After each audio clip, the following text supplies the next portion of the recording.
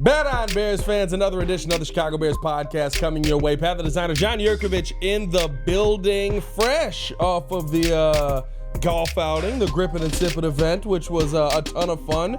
I'm looking tan. You're looking tan. How are you, good kid? I'm feeling good. Hit the ball well. Struck it well. 28 rounds is what you said at the dinner. That's the optimal amount of rounds to be ready for the Grip It and Sip It event. That was my year. 28th. Grip It and Sip It was 28. So, 27 practice rounds before you get to Grip It and Sip It. And I think you should be in pretty good shape. That's where you got to go. So it's hard for me to assess how I played. I felt like I hit the ball well. When I got tired at the end, I snap hooked. I think it was 14, 15, and 16. No, 17, 16, and 15.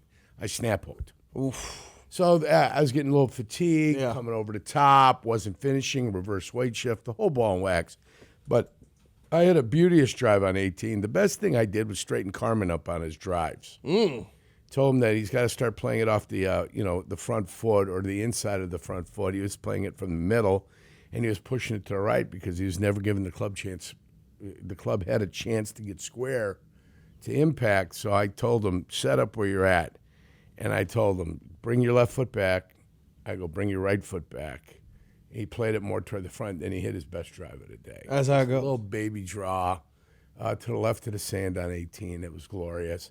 And then I proceeded to put 125 yards by him, which is what I do. Which is what I do. So me and the Blue Chew guys, we had a ball yesterday. We had fun. We hit it long and hard, which is the way you do it with Blue Chew. Yeah. And so we had a lot of fun yesterday. We had a good time. Unfortunately, we ended up second yesterday. Lost out to Team Cap and Hood. Congratulations goes out to those guys and the rest of their squad. We unfortunately finished short yesterday. Yeah, it was, which doesn't often happen with Blue Chew. That's true. Yeah, it doesn't often happen. Yeah, we're finishers, guys. I got to give credit to everybody. A lot of good teammates here. You know what I mean? Raquel helped me with mine. I'm apparently swing. Helped me with my swing. Apparently, I was choking up on the golf club. She's like, "Why do you got 2.5 inches of club hanging out? Right. You're a big dude." I was like, "I don't know." Yeah. I try to live with a little 2.5 inches of club hanging out. You know what I mean? Well, I mean, I choke up a half inch on my club naturally, just where it's at. You when you swing the club. You know if you need a little bit more, if you need a little bit less. Yeah. So the more you swing, the better off you'll feel. How's your grip? That would be the first thing I would look at, period. Grip and then alignment. She told me interlock. You can interlock. I was walking up like a baseball player. I utilize a 10-finger grip. Yeah. I don't overlap anymore. That's an overlap grip. This is an interlock grip. This is a 10-finger grip. You can use a 10-finger okay, grip. all right. People do. There are big golfers out there that use a 10-finger grip. They don't like it. They interlock to make it feel like everything's more uniform and more is one. They overlap because this gets them a little bit too active. Yeah. They overlap just to give it a little bit of a different feel. So whatever you're comfortable with. Whatever works. You know, it helped my shot, though. Yeah. Shot went straighter. Started hitting them a little bit better. Started making better contact. The left hand is key. You got to have a nice, strong left-handed grip. And that'll be able to get you back to square all the time. Yeah. If your left hand is weak, then you're going to be hitting nothing but puff fades all day, and you don't want to be hitting puff fades. So the left hand, and then you can't. People want to have a tendency to weaken the right hand, and when you weaken the right hand over the top, your hands are working against each other, and it's no good. Yeah. So you just want to have a nice, neutral right hand. That's what you It just exists on there. Right. Strong left guide hand in basketball. Strong left-handed grip and a nice, neutral right-handed grip affords you the opportunity to be able to strike the ball square. Look at that. You get everything on this podcast. Chicago Bears podcast, but you get everything on this podcast. I know about golf. I just can't implement it. Some of the best teachers weren't the greatest golfers. Yeah. Okay. I mean, listen. Remember that. There's a lot of great football coaches. We had a great time. time. We had a great time yesterday. It was phenomenal. Seven Bridges was absolutely fantastic. And, of course, we always got to remember my man Mitch Lyons, who's one of the best out there. We certainly do appreciate him. We needed you out there, man. MitchLyonsWealth.com. He had the shoulder surgery, so he's still a little bit out. Okay. The old golf campaign. But once he gets back 100% healthy and ready to rock, we'll get Mitch Lyons Wealth out here next year. Mitch Lyons. But MitchLyonsWealth.com. Go to the website. He's got a free video available for you guys out there. Teach you about retirement. Yeah, learn That's everything. what it's all about. It's also brought to you by the Advantage dealer. I saw the boys at Advantage yesterday. Love seeing them every single year. Ahmad was out there. Great to see him. Great to see him out there, man. Yeah. They can find you your next Chevy, Toyota, or Acura and drive off in under 60 minutes, or they'll make your first car payment. Also brought to you by the Hard Rock Casino, Northern Indiana, Las Vegas style gaming, just 30 minutes from Soldier Field. Exit 6 right off of I-80 94. All right, Yerk, let's talk a little football today, eh? I'm ready. We got 3 second-round picks on this team that are part of the 30 second-round picks that have yet to sign. Seems like there's a little bit of pushback from the agents after the first 2 second-round picks to sign their contracts got fully guaranteed contract, the first fully guaranteed contracts ever. We've got 3 second-round picks on this team, Ozzie Trapilo, Luther Burden, and Shamar Turner. Are you at all concerned that the agents, it seems like, are pushing to get all of their clients all the second-round pick clients fully guaranteed contracts, and that may cause a little bit of friction between front offices? So let me ask you this. Are the agents colluding? Maybe a little bit of collusion there. No, I'm saying, a little bit of collusion there. I mean, can that exist? Can independent agents that represent different players collude together because they're not part of any organization? Right.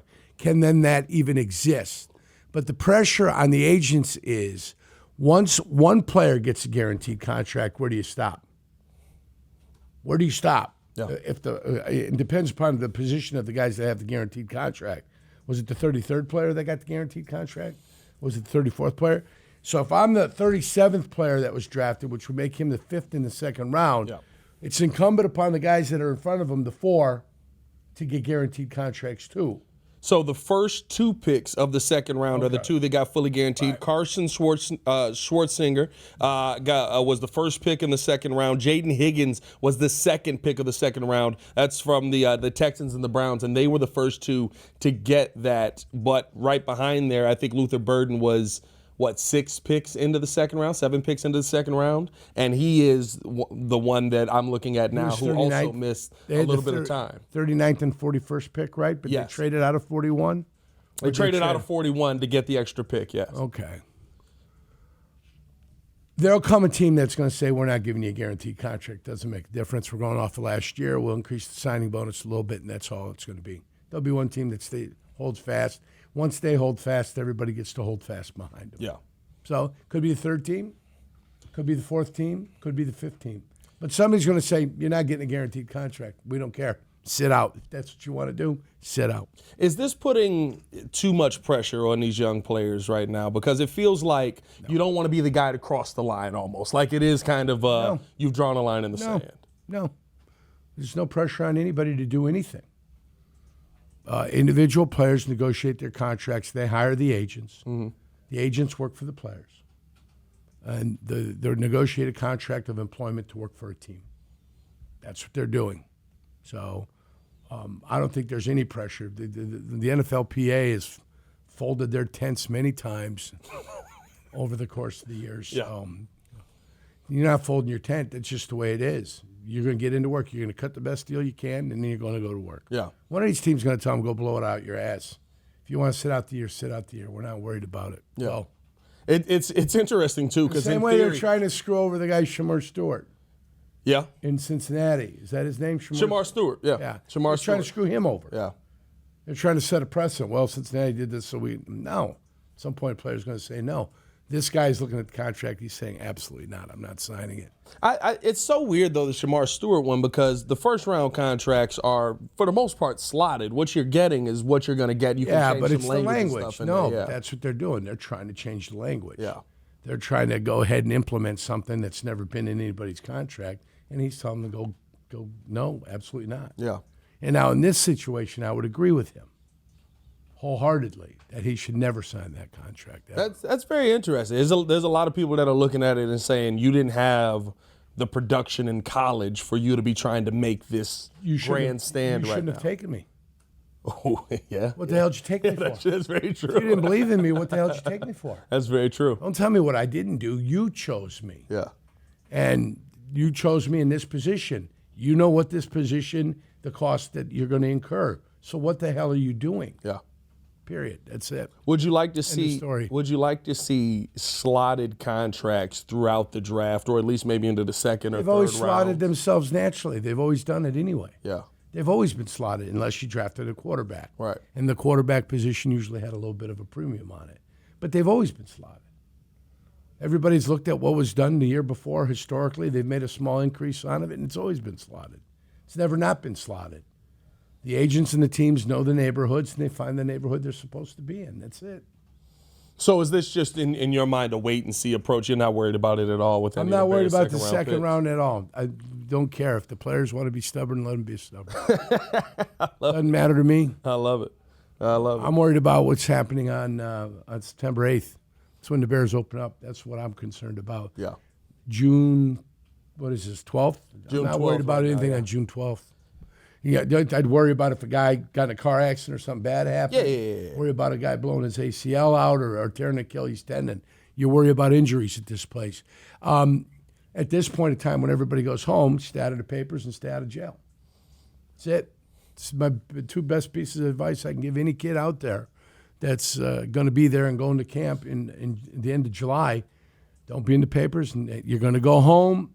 You're going to go out. Everybody's going to be happy for you, but there'll be a handful of people that aren't.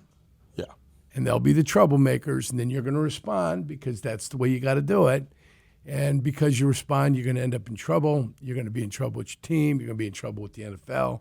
So stay out of the papers, stay out of jail. Was there anybody you played with that did not follow that advice throughout your career? We always had troubles. One player stole another player's gun from his car.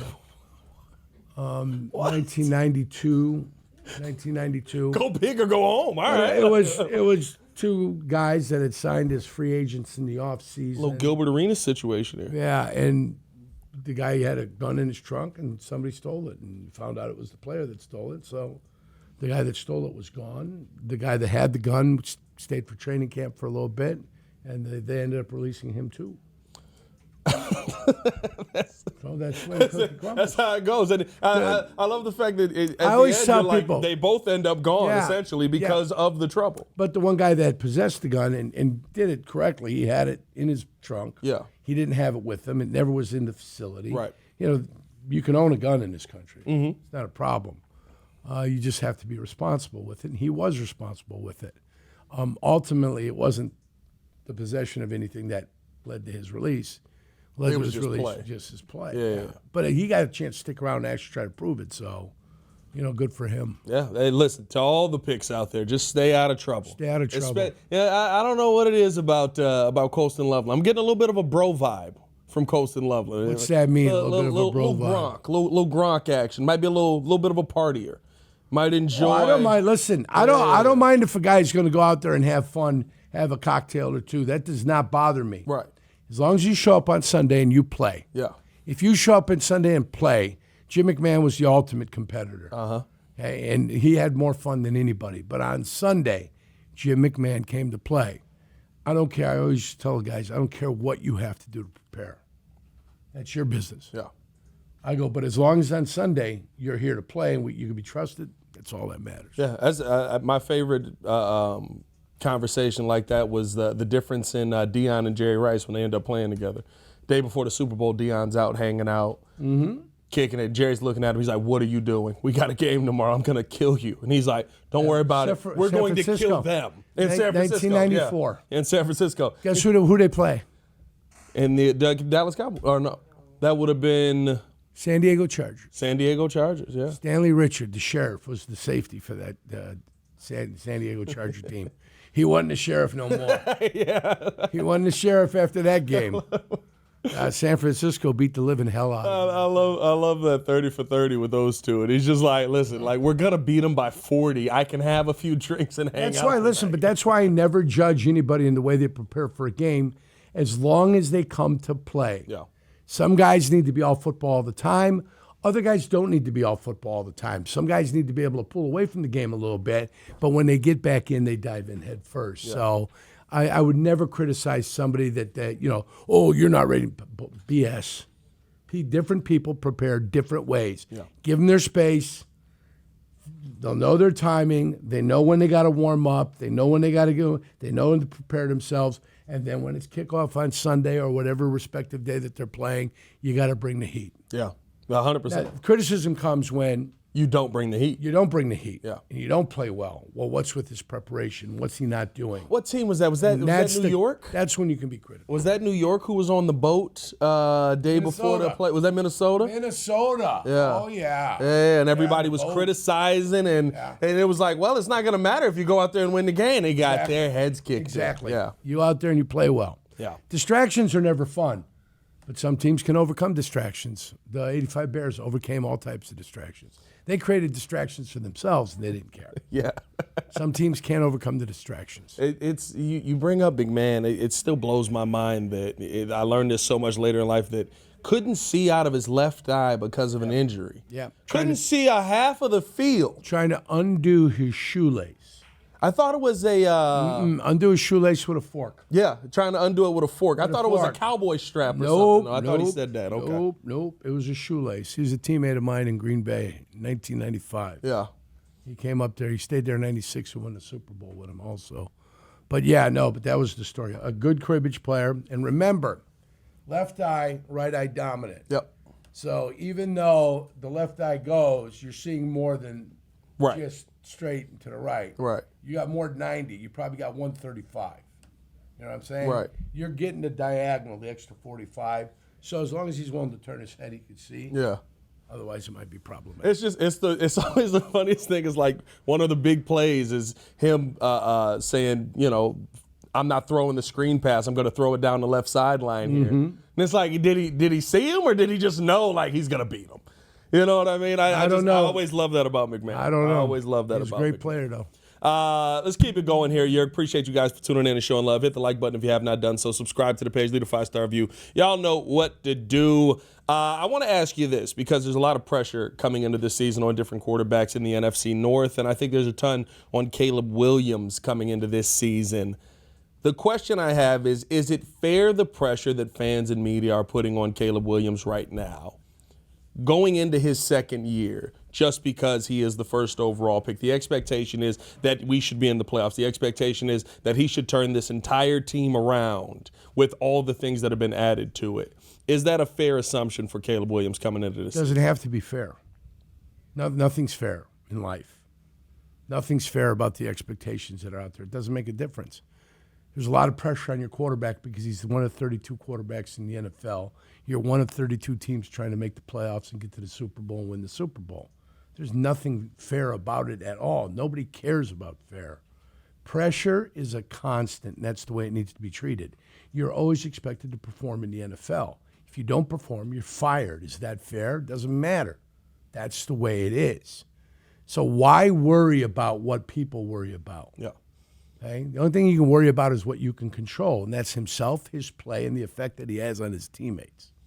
So fairness doesn't have anything to do with anything. Take fairness, crumple it up in a ball, toss it to the side, never think about anything being fair again. That doesn't matter.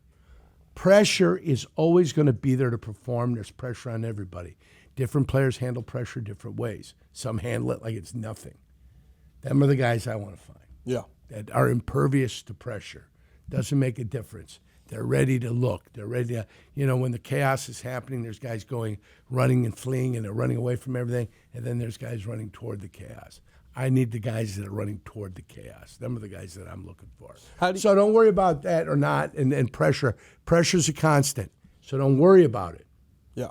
Why give yourself an ulcer worrying about things? Don't worry about it. Just get it done. That's it. When you look at his games last year, especially in the fourth quarter, how do you assess how Caleb handles that pressure? I think there were a lot of times where we felt like he may have done the right thing. I think in the Washington game, I think he was phenomenal. Yeah. I think in the Redskin game, he was phenomenal. That was going to be the Caleb Williams breaking out party until the defensive backfield fell asleep, and maybe even Eberflus fell asleep. Not getting a timeout, not getting them less time, not covering the sidelines on the play before the big one.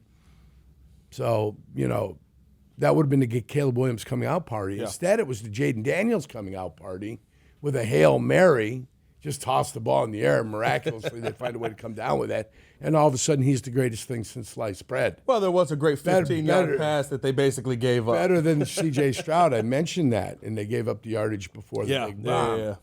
So, and again, how difficult was that when everybody's in bail coverage and the guy stops? I mean, isn't that just like an automatic everyday throw that anybody could make? Scott Milanovic could have made that throw.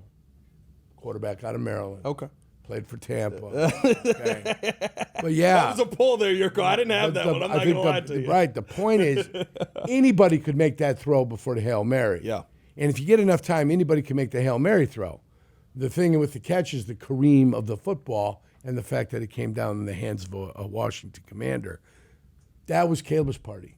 That was the Bears' momentum. Robbed because of the Hail Mary. And then what did Washington do after that? Washington went on a run. Washington would have been 4-3. Yeah. The Bears would have been 5-2. Yep. The Bears would have been going, oh, look at us, look at us, look at us. Now, it might have been built on false, a rickety foundation. Right. But they still would have been 5-2. Hope goes a long way. Right. And if belief. you start believing in yourself, good things happen. So that's what Caleb Williams was robbed of last year. That's what the Bears were robbed of last year. And ultimately, it cost the coaching staff their job. Yeah. That's the way the world works. It's so interesting. Like you do forget, like the Bears were 4-2. They were getting ready to. It felt like they were on a run. That would have been third win in a row. Yep, if I'm not mistaken. And then you got with Patriots a horrific and Arizona coming up next with a horrific loss. Yeah, by the way, yeah, an absolutely horrific loss at Indianapolis. Yeah, terrible loss. Yeah, terrible. Speed option on the goal line, Yurko. Speed option on the goal line. I remember with 4 guys on the ground. Yeah, I remember. 4 guys on the ground doing their best. Olay goes the native of Mexico. Yeah. I said they were doing their best Boys the Men impersonation, a little down on bended knee. Mm-hmm. You know that one? You remember that one? I did not. Down on bended knee. But I am. I do remember it now. Yeah. Boys the Men I'm a fan of. Yeah, I love a good Boys the Men. All right, I got to roll. He's got a show to do, ladies and gentlemen. The great John Yurkovich. Appreciate you guys for tuning in and showing love. As always, hit that like button, subscribe to the page. Leave a 5-star review. Y'all know what to do. We got more Bears content coming you guys' way throughout the week. One more day. Jason McKee going to be in tomorrow, so tap in with us on that as well. As always, for the good kid John Yurkovich, your boy Pat the Designer, back at it again. Y'all stay safe out there, Chicago. Bread down. One love. Peace.